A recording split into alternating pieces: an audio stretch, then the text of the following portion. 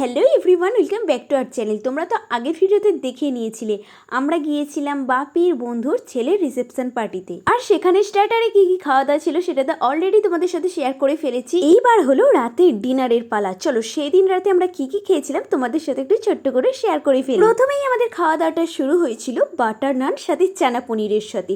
আর এই দাঁড়াও তো দেখি এই বাটার নানের টেস্টটা কেমন হয়েছে একটু তোমাদের সাথে শেয়ার করে ফেলি।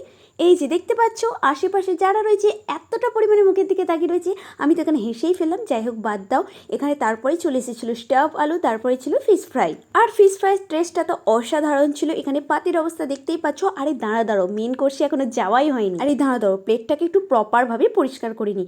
এই দেখো এবারে চলে এসেছে আমাদের বাসন্তী পোলাও, আর তারপরের মেনুতেই ছিল দই কাতলা, যার টেস্টটা ছিল অসাধারণ। আরে দাঁড়াও টুইস্ট তো এবার আসছে। এবারে ফাইনালি চলে এসেছি আমাদের মাটন, সবার প্রিয় মাটন। আর তারপরেই ছিল চাটনি, পাঁপড়, মিষ্টি আর সন্দেশ। এখানে তো খাওয়া দাওয়া অলরেডি কমপ্লিট হয়ে গেছে, আর আজকের খাওয়া দাওয়াটা না দারুণ হয়েছে। তো চলো টাটা বাই বাই।